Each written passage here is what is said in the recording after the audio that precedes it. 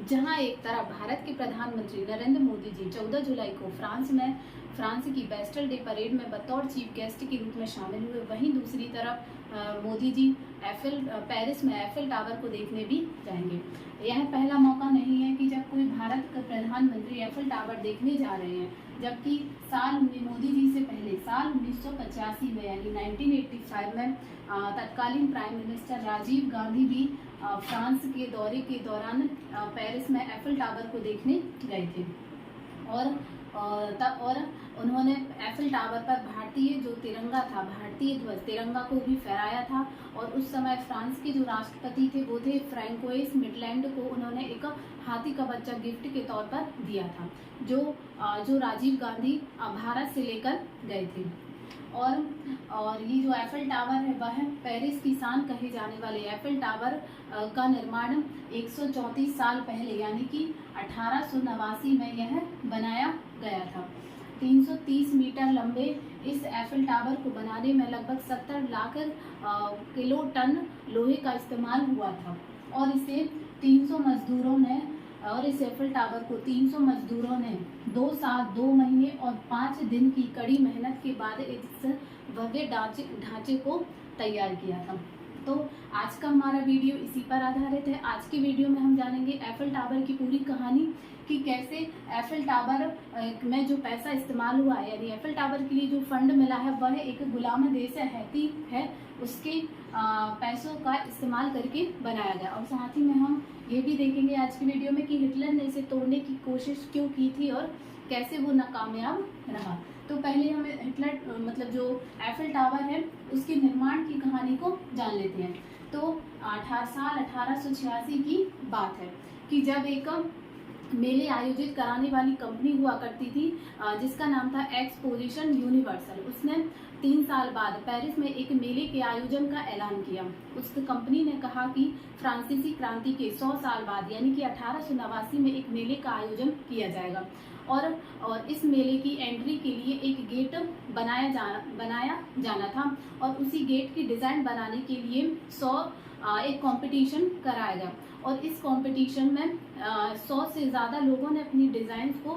भेजा और उसमें से सिर्फ एक डिज़ाइन ही सेलेक्ट हुआ और जिस व्यक्ति का इस गेट बनाने के लिए डिज़ाइन सेलेक्ट हुआ था उस व्यक्ति का नाम था अलेक्जेंडर गुस्ताव एफिल। ये जो व्यक्ति थे, ये जो एफिल थे, वह पेशे से फ्रांस के एक आर्किटेक्ट थे और उन्हें एफिल टावर का डिज़ाइन उनके 2 इंजीनियर्स ने सुझाया था।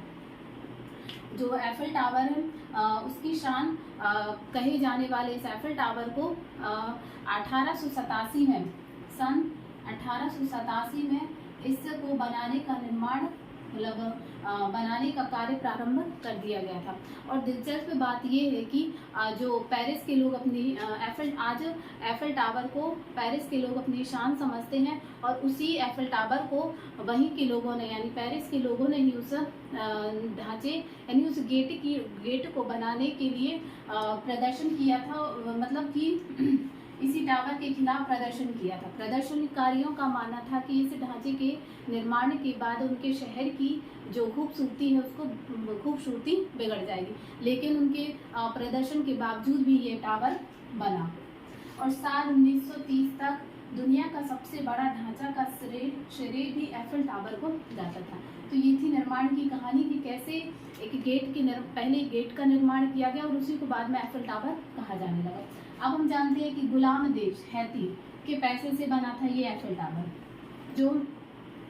जो पेरिस की शान यानी कि फ्रांस की शान यानी एफिल टावर उस देश के लोगों की आर्थिक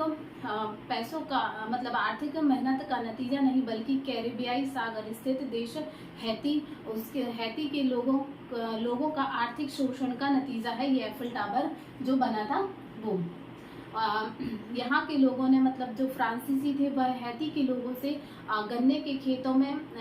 गुलामी करवाकर मुनाफा कमाते थे और उसके बाद हैती के लोगों ने आज़ादी के लिए प्रदर्शन किया और नेपोलियन की सेना को हरा दिया। लेकिन बदले में हैती को आज़ादी के बदले में हैती जो देश था उसको 1.5 लाख करोड़ रुपए देने को कहा गया और इस कर्ज को चुकाते चुकाते जो कर्ज को चुका, एक लंबे समय तक जो हैती था वो कर्ज चुकाता रहा और कंगाल हो गया। न्यूयॉर्क टाइम्स की एक रिपोर्ट के मुताबिक 25 सितंबर सन 1880 को हैती को वो दिन आया जब हैती के राष्ट्रपति लिएसियस सोलोमन ने हैती में एक नेशनल बैंक यानी एक राष्ट्रीय बैंक बनाने की घोषणा की। लेकिन ये जो बैंक था वह फ्रांस जो हैती के लिए एक सिर्फ नाम मात्र का बैंक था, क्योंकि इस बैंक के जो फाइनेंशियर थे वो फ्रेंच थे और फ्रांस के द्वारा इस बैंक के जरिए जो फ्रांस थे वह अपनी पकड़ हैती पर बनाए रखना चाहते थे। और ये जो बैंक था वह एक बैंक था फ्रांस का जिसका नाम था क्रेडिट इंडस्ट्रियल कमर्शियल बैंक। उस बैंक के सहयोग से बनाया गया था ये नेशनल बैंक। और जो क्रेडिट इंडस्ट्रियल जो बैंक था उसने ही एफिल टावर को बनाने के लिए पैसे दिए थे और इस बैंक ने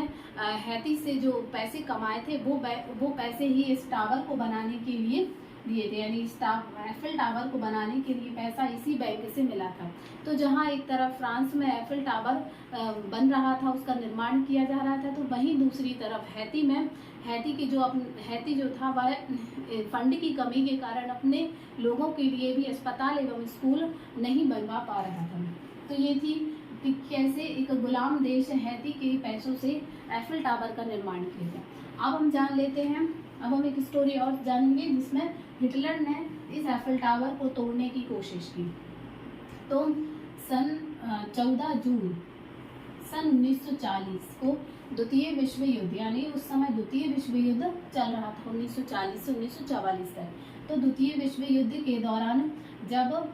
जर्मनी का फ्रांस की राजधानी पेरिस पर कब्जा हो जाता है, तब